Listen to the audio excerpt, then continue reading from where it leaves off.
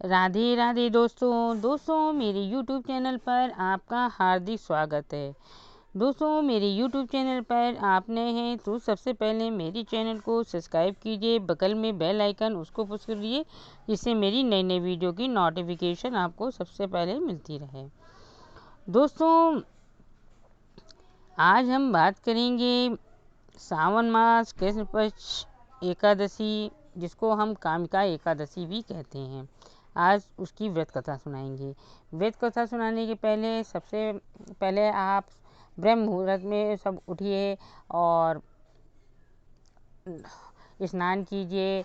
उसके बाद स्वच्छ कपड़े पहनिए, फिर भगवान विष्णु की पूजा कीजिए। विष्णु जी हैं, ठाकुर जी हैं, जो कृष्ण जी हैं, जो भी भगवान आपके पास है उनको नहलाइए धुलाइए और उनको अच्छे अच्छे वस्त्र पहनाइए और उनको फूल माला और तुलसी पत्र अर्पित कीजिए और फलाहार का भोग लगाइए। पूरे दिन ओम नमो भगवते वासुदेव का और नाम जपते रहिए।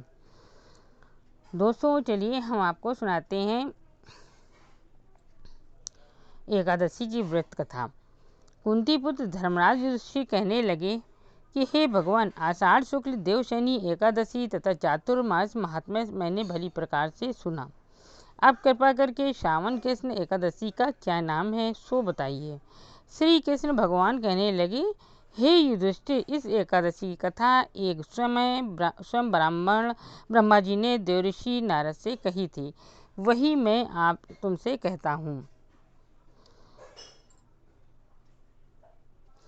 नारद जी ने ब्रह्मा जी से पूछा कि हे पितामह, श्रावण मास के कृष्ण पक्ष की एकादशी कथा सुनने की मेरी इच्छा है। उसका क्या नाम है, क्या विधि है और उसका महात्म्य क्या है, सो कृपा करके कहिए।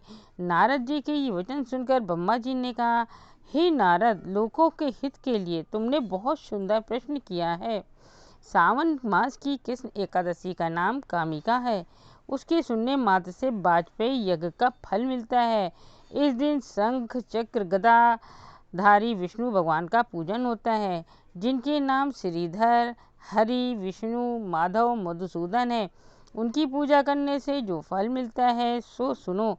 जो फल गंगा, काशी, नैमिषारण्य और पुष्कर स्नान से मिलता है वह विष्णु भगवान के पूजन से मिलता है। जो फल सूर्य व चंद्र ग्रहण पर कुरुक्षेत्र और काशी में स्नान करने से, समुद्र वन सहित पृथ्वी दान करने से, सिंह राशि के बृहस्पति में, गोदावरी और गंडकी नदी में स्नान करने से भी प्राप्त नहीं होता, वह भगवान विष्णु के पूजन से मिलता है। जो मनुष्य सावन में भगवान का पूजन करते हैं उनसे देवता, गंधर्व और सूर्य आदि सब पूजित हो जाते हैं।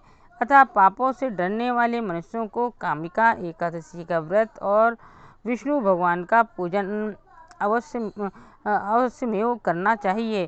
पाप रूपी कीचड़ में फंसे हुए संसार रूपी समुद्र में डूबे मनुष्यों के लिए इस एकादशी का व्रत और भगवान विष्णु का पूजन अत्यंत आवश्यक है। इससे बढ़कर पापों के नाशों का कोई उपाय नहीं है।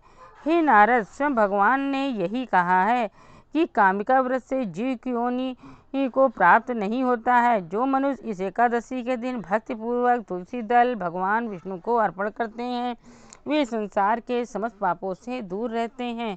विष्णु भगवान रत्न, मोती, मणि और तथा आभूषण आदि से इतने प्रसन्न नहीं होते जितने तुलसी दल से। तुलसी दल पूजन का फल 4 भार चांदी और 1 भार स्वर्ण के दान के बराबर होता है। हे नारद, मैं स्वयं भगवान के अतिप्रिय तुलसी को सदैव नमस्कार करता हूँ। तुलसी के पौधे को सींचने से मनुष्य की सब यातनाएं नष्ट हो जाती हैं। दर्शन मात्र से सब पाप नष्ट हो जाते हैं और स्पर्श से मनुष्य पवित्र हो जाता है। कामिका एकादशी की रात्रि को दीपदान तथा जागरण का फल महात्म्य चित्रगुप्त भी नहीं कह सकते।